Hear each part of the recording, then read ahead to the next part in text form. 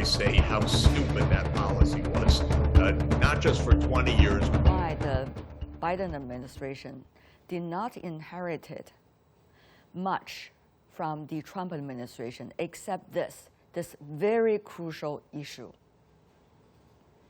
Well, I think the amazing point is if you spend $1 trillion in another country, you expect something good to come out of that, some infrastructure, some development, some support of the population for the changes. But the United States spent almost all of that $1 trillion on military approaches. What did the U.S. leave behind in Afghanistan? Where are the hospitals? Where are the schools? Where are the roads? Where is the safe childbirth?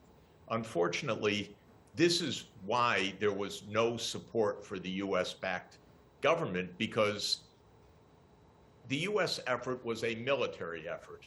And unfortunately, a military effort is not a developmental effort.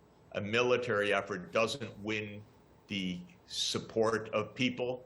It ended up having no broad support in the population.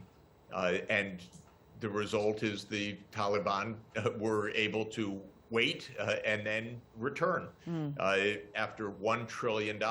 So, of course, I look at this from an American point of view, and I say how stupid that policy was, not just for 20 years, but for 40 years. But Professor Sachs, you're so politically incorrect, I have to say, in the eyes of many, probably in your country right now. How could you dare to say all these things?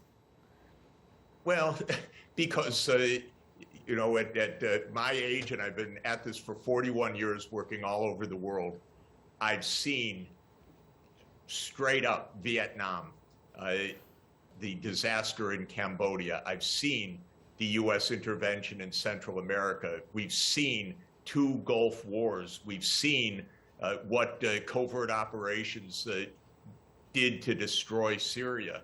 It's enough. I'm so sad for my country. But one after another. Why, Professor? There's an old expression in English that when you have a hammer, everything looks like a nail.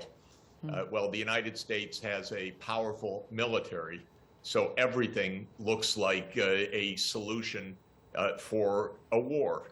And so the United States uses the military as foreign policy. But there is no foreign policy that comes out of a military. And we use the military in the Middle East, in Iraq, in Syria. We use the military in this region in Central Asia. We use the military in Central America. We use the military in Vietnam, Cambodia, Laos. Not once did this work. If all these things happen once and again, there must be a logic. What is driving all these perceptions? There must be some real interest down there. There are interests. There are corrupt contractors. There's the military-industrial complex. But I actually don't think that it's that. First, I think it's a lot of ignorance in the United States. The U.S. does not know the history and geography of the rest of the world, period. I mean, period. And second, there is, not in all parts of American society, but in certain parts of American society, a deep disdain for other cultures. And the result of that is you don't have the ethics or the knowledge to succeed, but you do have a powerful hammer, as I said. And so I think that these are not interests. Nobody won in the U.S. out of Afghanistan. This has just been a tragedy, but so stupid.